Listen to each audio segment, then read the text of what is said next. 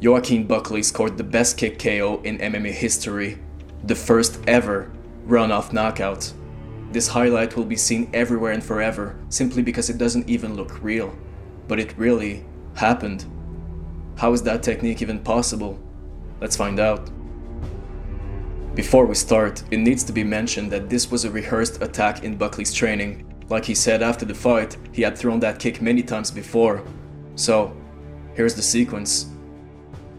Buckley's left kick gets caught. He tries to retract his leg, but Kasanganay controls it. As soon as Joaquin feels the position, he doesn't even give it a second thought and goes for it. And that's how it starts.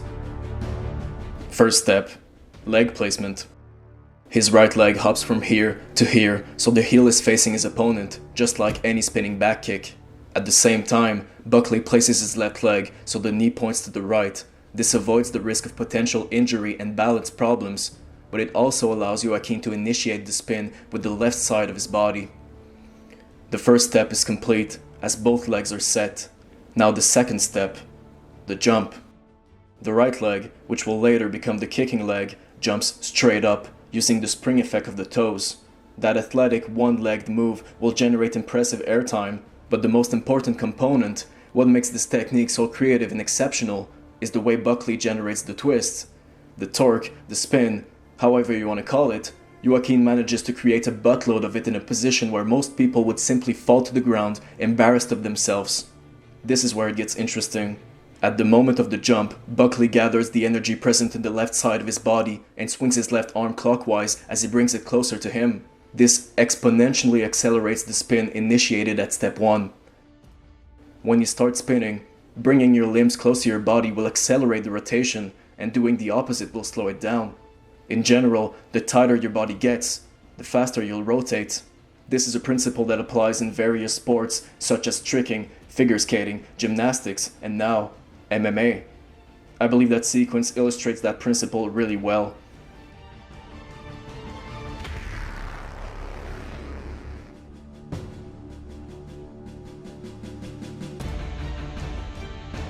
To give you a more relatable example, let's look at Stephen Wonderboy Thompson performing an awesome tricking move after a win. Look at how he gathers energy by swinging his arms while bringing them closer to his body. Look at how tight he is during the spin. His arms are literally stuck to him for maximum torque. And when the landing is imminent, Wonderboy has to slow the rotation down, and that's why he extends his limbs away from his center of gravity. Practice makes perfect. The spin slows down. Smooth landing. Glorious celebration. But for Mr. Buckley, we ain't talking about a freaking celebration. We're talking about a real move in a real fight. There's a big difference between what he did and what a tricker does on a daily basis.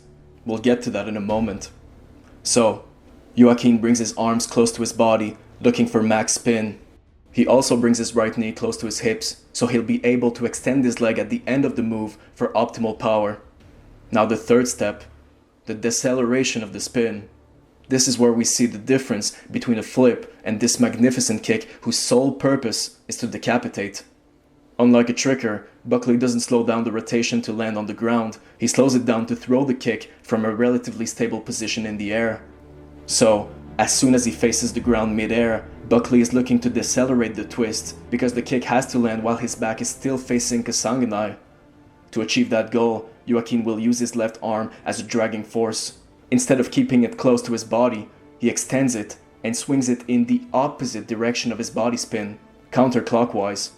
That simple yet vital move is working against the body twist, and as a result, the dragging force considerably decelerates the rotation. All of a sudden, Buckley's position is balanced mid-air, ready to fire, floating in the middle of the cage, looking at the target, looking to unleash rage. Now everything is in a straight line. Joaquin's back is facing Kasanganay, so Buckley can fully harness the power in the glue. All is in place for the fourth and final step, the extension.